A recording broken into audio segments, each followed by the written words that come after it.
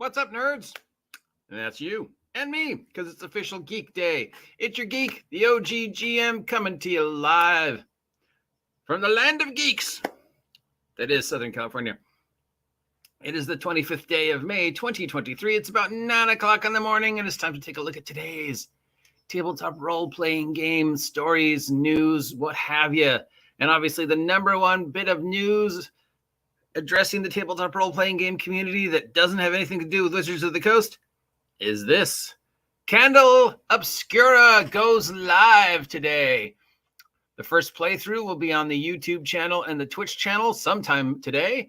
More importantly, the quick start guide and the how to play video featuring the designers will be available. So for all of us who are curious about Illuminated Worlds, the D6 dice pool system that is coming out from Darrington Press, we will have a quick start guide today, specifically built around the world of Candela Obscura, but we should see the complete Illuminated World system sometime in June because it's scheduled to be seen at Gen Con,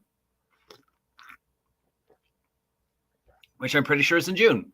So I am cautiously optimistic about this. It'll be very interesting to see a D6 system from Critical Role. It'll be very interesting to see them make their own system as opposed to just piggybacking on pre-existing systems, because everything else they've done so far, both long-term and short-term, have pretty much been built around other people's games. Even the Honey Heist and the Great Race and all the other things that they've done were based upon product that other people had made that they decided to be a part of. So this is the first thing that is, role-playing wise, that has truly come out of their house. We've seen some board games and some card games, but this is this. And it's D6, a world that they're not comfortable with. They're definitely, the D20 crowd, the D&D 5e crowd. So to enter into a world that's a little alien to them is very interesting. And so we are very optimistic that this will be the first of many steps that they will take to rattle the chains of Wizards of the Coast 5th edition and drive that dagger into the heart of D&D. Blah, blah, blah, blah, blah. It is 9 o'clock where I live, and still the quick start guide and the video aren't up yet, so I guess we could expect it later today, even though they said it would be this morning. And since I live in the same state they live in, I guess for them, this morning means this afternoon. Moving on to other things nobody cares about. We have a list of what some people consider the best family board games of 2023. The best family board games of 2023. So if you're doing family game nights, this could be a thing. So, Monopoly. Flux. Yeah, definitely Flux is great. Trivial Pursuit. I didn't even know Trivial Pursuit was still around. Cluedo, the original Clue, and the new version of Clue, and then the original Clue. The Resistance. This game was made. How are these 2023? Most of these games were made decades ago. Tenkaido, a great game, but not 2023.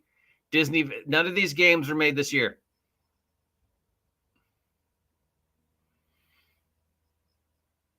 Ticket to Ride. I mean, yeah, it's a great board game, and it's not the top board game of 2023. It didn't come out in 2023.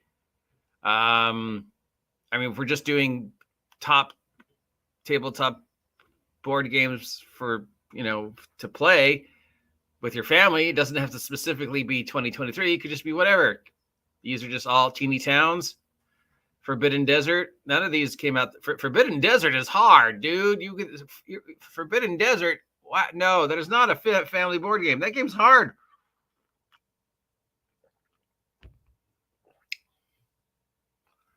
Mission Deep Sea. This might be new. It's a cooperative underwater voyage. Tactics and collaborative problem solving.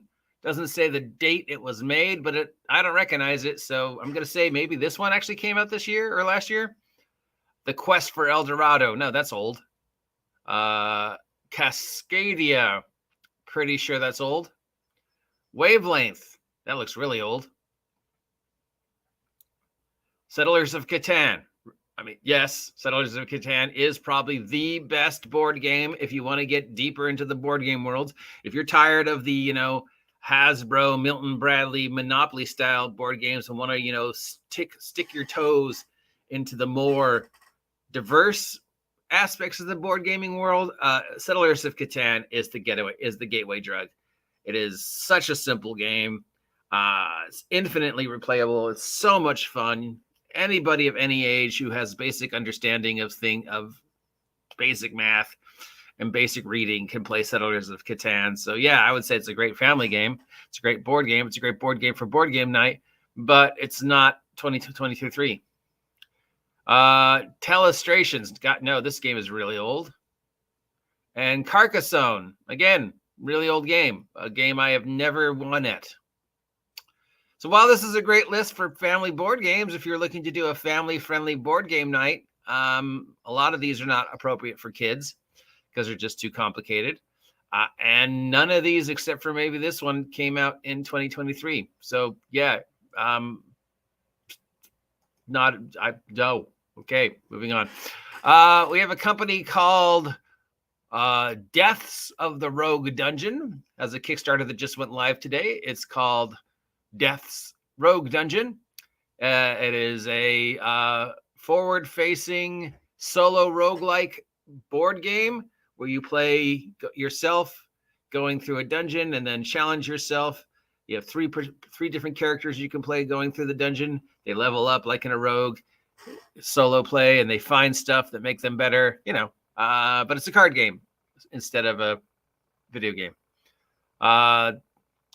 Crowd Game has launched a Kickstarter for something called Evolution, Another World, which is a sequel to Evolution, which was a board card game they made a few years back.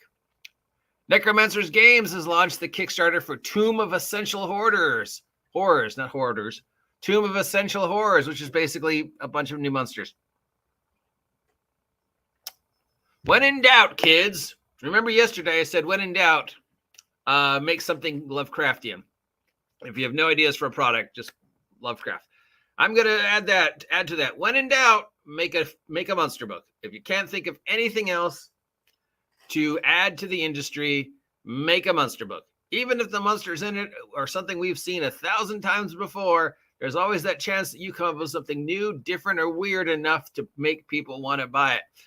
Everybody makes a monster book. Everybody usually makes more than one monster book. Monster books are always just out there, constantly recycling adversary books. For those people who think that the first initial monster book of my game is not enough and I need 30 more, there's plenty of people out there who are like, I will make that product for you, sir. Here are 100 new monsters that look a lot like monsters you already have. Because there's only so many monsters unless you literally just start making crap up, like Pokemon. It's the ice cream orc. Now, I'm a huge fan of Necromancer Games, Frog God Games. They are the creators of one of my 3 favorite tabletop role-playing game settings, the Slumbering Tsar Lands and Rapinathuk. But I don't need another book of monsters, guys. We already talked about this. Pathfinder Core is now once again going back to being called Pathfinder Remastered. And they have informed us that despite the fact that it is not a new edition, there will be new books and they will be changing things. So it is a new edition. And then finally, we end the day with the list of the top board games for 2023, family board games, most of which are not appropriate for kids, one of which came out in 2023. Modiphius has just released the 3rd part of their podcast playthrough of Dreams and Machines that is live now on the Modiphius website. So if you have been following the live play of Dreams and Machine and want to see the evolution of their first homemade, completely original, sort of original system that has nothing to do with any other IPs like Dune or Star Trek or Cthulhu, they've been doing this radio podcast thing for it. And it's sort of like a playthrough / rules explanation. So that's kind of cool. And it'll be interesting to see how well Modifius, Mophidius, Mudu Frapophilis, whatever their name is, you know what I'm talking about. The 2D20 people are capable of making a system that has no connection to any other IP, but is completely unique to them. Well, I mean, sort of unique to them. It's not like there's only so many ideas, you know. So sooner or later, people's games are going to start looking like other people's games. So, and it's my job to point them out because I'm a jackass. So yeah, we've got this coming out. If you're interested in like old time radio dramas, this is good, like a thing. You know, you could listen to this, and it's sort of like the same style of slash half podcast slash old time radio drama. And that appears to be it for today. Obviously, the number one story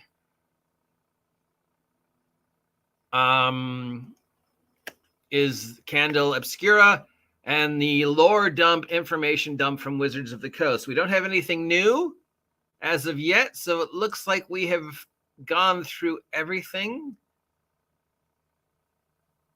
Hopefully.